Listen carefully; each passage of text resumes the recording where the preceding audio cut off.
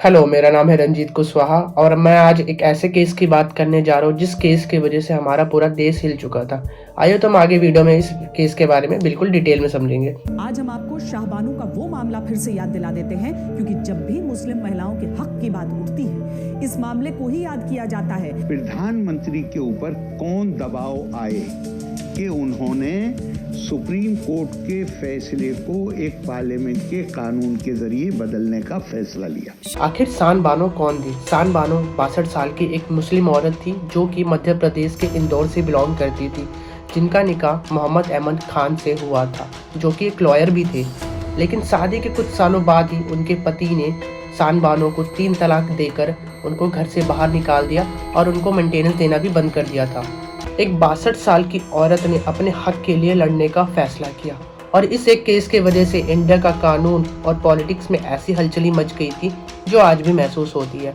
आज हम बात कर रहे हैं शान बानो केस की, जिसमें एक मुस्लिम औरत ने अपने मेंटेनेंस की वजह से नेशनल कंट्रोवर्सी बन के रह गई थी, या फिर ये कोई वुमेन एम्पावरमेंट का एक बड़ा कदम था, या फिर कोई रिलीजियन इंटरफेरेंस।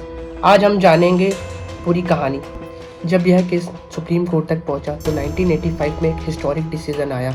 सुप्रीम कोर्ट ने कहा कि शान बानो को मेंटेनेंस मिलना चाहिए। दूसरा, सेक्शन 125 के अंडर डाइवोर्स वुमेन पर ये लागू है, चाहे वो कोई से भी धर्म की भी क्यों ना हो। तीसरा, अगर कोई भी फीमेल अपने हस्बैंड पे डिपेंडेंट है तो उसको उसका हक मिलना चाहिए। अब एक 62 साल की औरत जिनका कोई भी इनकम सोर्स नहीं था, तो आखिर वो सर्वाइव ही कैसे करती?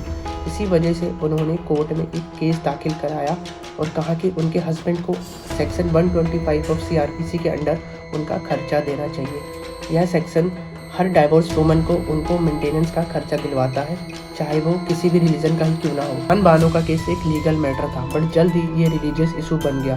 मुस्लिम पर्सनल लॉ बोर्ड और कई रिलीजियस लीडर्स ने सुप्रीम कोर्ट के फैसलों का विरोध किया और उन्होंने कहा कि इस्लामिक लॉ के हिसाब से एक आदमी सिर्फ इद्दत पीरियड तक ही अपनी एक्स वाइफ को मेंटेनेंस दे सकता है, और दूसरा, अगर CRPC को फॉलो किया तो उनका मुस्लिम पर्सनल लॉ खत्म हो जाएगा। यह डिसीजन सिर्फ शान बानो के लिए ही नहीं था, यह हर एक इंडियन वुमेन के लिए एक बड़ा स्टेप था।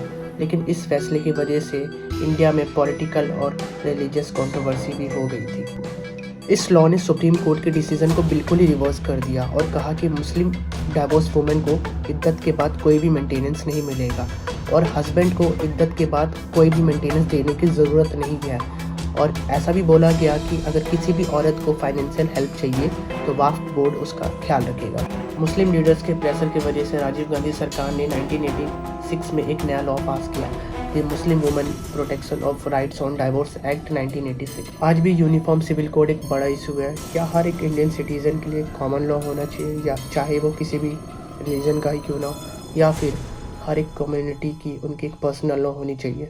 तो शान बानो केस का इम्पैक्ट आज भी महसूस होता है। इस केस ने वुमेन राइट्स को एक नेशनल इशू बनाया, द यूनिफॉर्म सिविल कोड की डिमांड को स्ट्रॉन्ग किया और 1989 में राजीव गांधी सरकार का हार का सबसे बड़ा रीज़न भी यही केस बना। तो शान बानो केस का इम्पैक्ट आज भी महसूस होता है। इस केस ने वुमेन राइट्स को एक नेशनल इशू बनाया, द यूनिफॉर्म सिविल कोड की डिमांड को स्ट्रॉन्ग किया और 1989 में राजीव गांधी सरकार का हार का सबसे बड़ा रीज़न भी यही केस बना। दोस्तों, आपको क्या लगता है, जो सुप्रीम कोर्ट का डिसीजन था वो सही था, या फिर राजीव गांधी सरकार ने जो किया वो जस्टिफाइड था, या फिर इंडिया में UCC लाना चाहिए?